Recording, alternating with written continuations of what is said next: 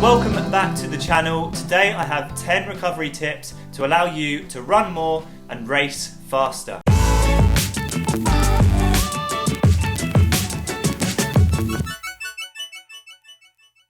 So in my training over the last 3 years, I've built my mileage up from around 40 kilometers a week up to 100 miles per week, which is 160 kilometers. And throughout this period, I've seen my times across all race distances that I've done come down. So basically I've found the more I run, the faster I have become. Sounds a little bit cliche, but that's what I've found. And ultimately these recovery tips have allowed me to build my mileage up to that 160 kilometers a week point, which have allowed me to race faster. Now, I'm not saying in this video everybody out there needs to be running 100 miles per week in order to run fast PBs, but what I've found is as I've built my mileage up in a healthy way, so following a 10% rule per week, so for example if I ran 40 kilometers in week 1, in week 2 I'd run 44 kilometers, and then week 3 again adding 10%, I've found that I've gradually increased my aerobic fitness and got faster across all disciplines. So yeah, I hope that makes sense. Without further ado, let's jump into 10 recovery tips to help you run faster across every discipline. Okay, so let's jump straight into it. The first one is sleep. Now, some of these tips are going to be ones that you've heard before. They may be something that's new to you, or maybe they're tips that you just need to hear again to make sure you're implementing them into your own training. So yeah, the first one is sleep. It's no secret that the best athletes in the world get around 8 to 10 hours of sleep per day, which allows their bodies to recover to the maximum, ready to take on another day of training. Now, I personally have been trying to get as much sleep as possible across my training block, and I found a direct correlation between how fresh I feel when I wake up in the morning, determined on how much sleep I get the night before. And one way I've been tracking my sleep is with my Polar watch. This is the Vantage V2. It's a really good watch when it comes to tracking things like heart rate variability, and it has a sleep sort of scoring system where it can sort of track your sleep across the night. So I've been wearing this watch as I sleep. It gives me a sleep score when I wake up, and then I know sort of roughly how much sleep I've had, the quality of sleep, and how my body should feel in the training. I've found the more I sleep, the faster I recover, the better I recover, which allows me to take on more training, build volume, and ultimately run faster. So the second recovery tip is electrolytes. I've been using these Bix hydration tablets. They literally are these little capsules of salt, magnesium, and sodium. You literally just dilute them into water, just like that. And I've been taking these every single day. I take them personally immediately after I finish my morning run. So there we go, that's diluted now into around 300 milliliters of water, and it just allows my body to replace the salts, the magnesium, and it also is a good source of calcium that you may lose on your runs through sweating.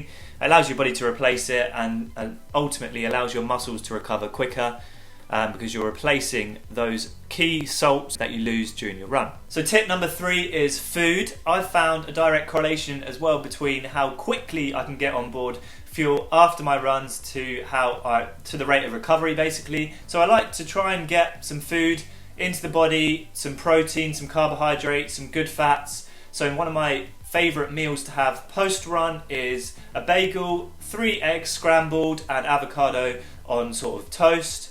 It allows the body to take on the carbohydrates, the protein that you need to repair any muscle damage that you've caused on your runs, and the good fats allow your bodies to sort of operate properly. Things like joints operate really well when you've had a good amount of unsaturated fat. So yeah, I like to get in that meal as soon as I've finished my run. I think some studies recently have found that there's a window of between half an hour and an hour to get that fuel on board to maximise your recovery.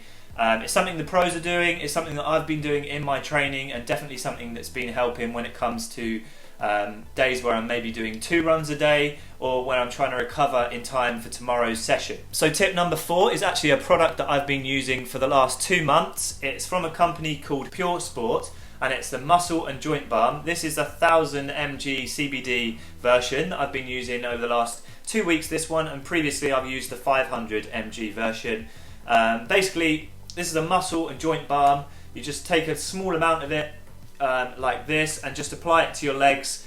I personally use it post big session or long run, I just find it helps reduce some muscle soreness, inflammation. It reduces the DOM, so delayed onset muscle soreness, that you get from hard sessions, and just allows your body to recover a little bit quicker and hopefully train more frequently and therefore more mileage. And just a little bit of a disclaimer, I am actually a Pure Sport ambassador now, which means my viewers can get 20% off. I'll leave a link down below if you're interested in trying out any of the products from Pure Sport. I also use the turmeric and CBD capsules, which I have with my morning coffee, which just again, really good anti-inflammatory, reduce some of that impact related fatigue you get from running. And allows me to recover and train at a higher level. So tip number 5 is compression.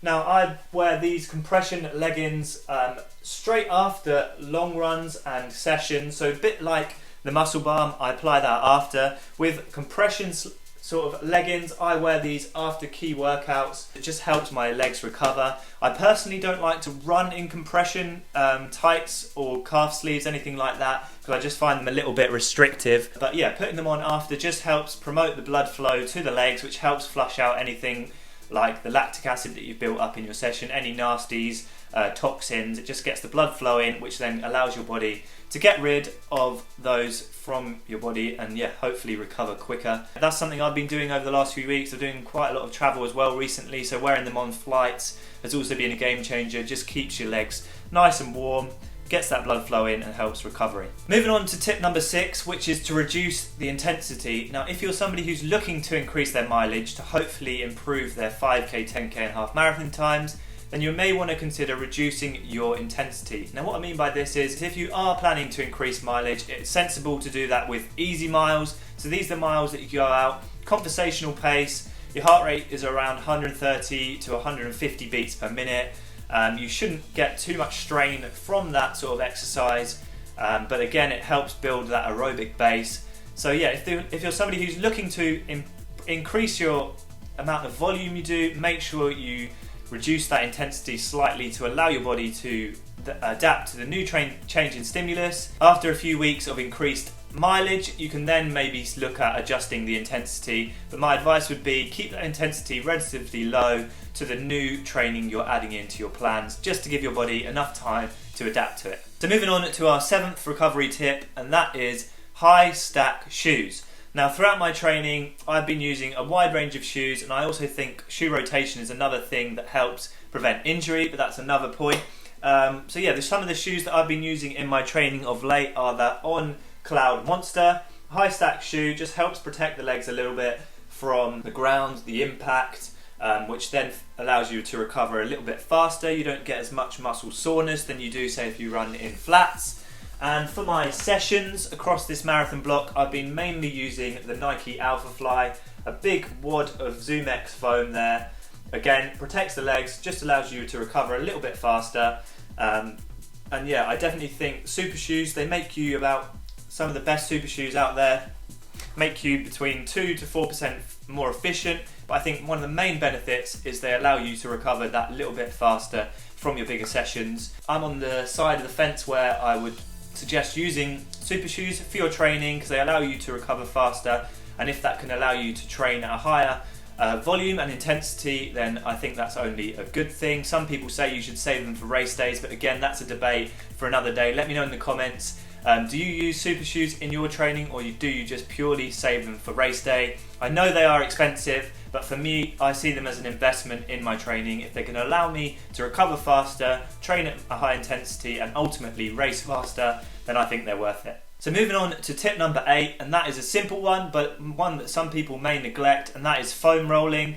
I do foam rolling maybe 2 or 3 times a week, just to reduce some of the tightness in my legs. It also helps roll out and flush out any of the lactic acid, much like compression shorts, compression leggings, it helps just get that blood flow in, break down the muscles a little bit and get rid of any of those toxins that have built up across your runs.